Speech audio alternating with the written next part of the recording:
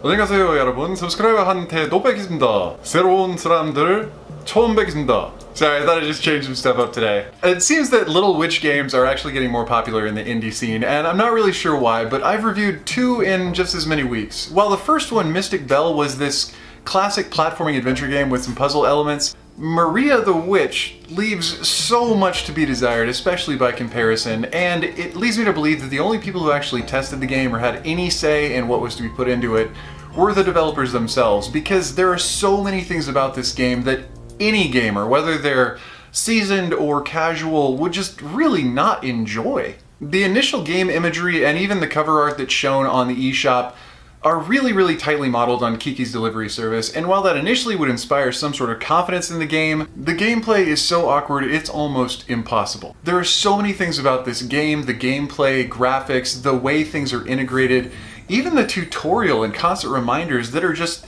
almost offensive to any real game player. After the opening screen, we're led into what looks almost like this really well hand-drawn, hand-shaded kind of graphic, establishing who the villain is and what's going on in the game.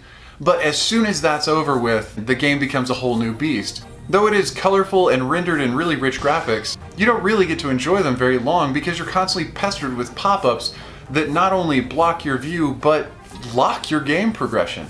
Sometimes in the middle of flight, which can actually cause you to run into a wall and have to start over. While this might be acceptable if it was some sort of tutorial that happened once and then you got over it, no, that's not the case. It actually happens every single time you get into that same situation. The gameplay was actually so difficult that I elected to go back into the tutorial. I figured there had to have been some fundamental element of the game that I must have missed, whether it was a control dynamic, some way to play, or just some other way to engage with this game that would have made it more enjoyable and less frustrating. But even going back to the tutorial, that frustration was only mitigated for perhaps a few seconds. And that was due to the fact that I expected pop-up screens to be locking my gameplay to tell me new game characteristics. But the tutorial itself, which you would generally consider to be a kind of low-stakes gameplay environment where you get to learn and make mistakes with no real penalty, wasn't the case for this game. I would actually put the tutorial mode as an intermediate or upper difficulty level.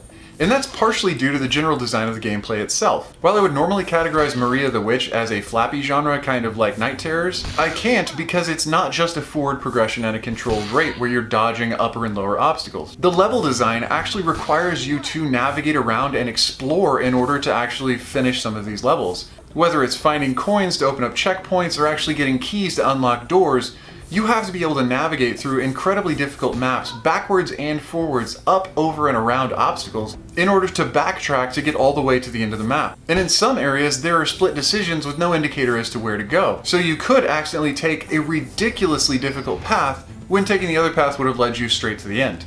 Now, while elements like this might be unique and could add to gameplay, I had to ask myself what was the reason this was done? Especially in a tutorial mode, there seems to be absolutely no point. The controls are simple. You merely press the A button to either accelerate or loop to the right, or the Y button to accelerate or loop to the left. Upon interacting with any of the thousands of pop-ups or menus, the R bumper will navigate you back into the game. Navigation through the map is really clunky because while you're using specifically assigned buttons to navigate through menus, the maps to actually go between levels is through the right joystick and then pressing B to select. Though an intuitive control setup, because you're using your right hand to press the action button, would be to use the left joystick. Again, it's just a really small thing that any real gamer would have pointed out to the developer if they had been consulted at all. Particularly because you actually have to seek out the tutorial mode, it's not something that comes up immediately. The gameplay's learning curve is through the friggin' roof. As soon as you start the game, if you take off too quickly, you will run into clouds. And while you're a witch on a broom, you would assume you could sail through clouds. No, clouds are something that will stop you and send you all the way back to the beginning of the game.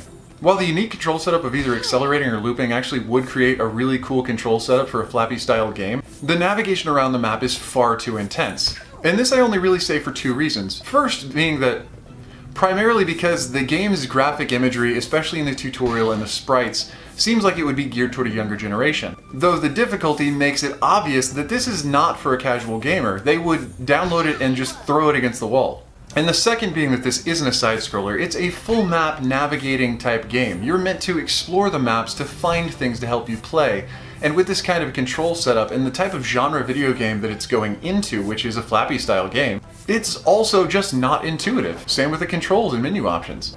Even as a gamer, as a game reviewer, and as someone with a lot of experience playing slightly underwhelming games, I found this one nearly impossible to play for as long as I did. I tried it in several different modes, handheld, pro controller, using the Joy-Cons, and nothing made it better. In all honesty, I almost didn't want to do the review because I knew that I would have to play it again to do the recordings. And I think the only thing that makes it worse is that it is such a direct copy of Kiki's Delivery Service that this game should have been something. Even if you are a fan of the Flappy genre, and even if you do like those masochistically frustrating games, I would caution you against this game. It's definitely going on the avoid playlist, and I think for really good reason. And even though it did have several unique points and really did have some potential for some good game innovation, it just fell flat. Well, that about wraps up the review of Maria the Witch on the eShop, and I really hope this review was helpful because honestly, I was so frustrated by this game, I don't want other people to have to go through that. But moving on to a positive note, there will be more game reviews and some of them will be great, but every once in a while, well, we're gonna have a stinker. So like to show your support, subscribe to the channel, and don't forget to hit that bell notification to get the latest updates as soon as these reviews hit YouTube. As always, this has been Budget Gamer. Thanks for watching.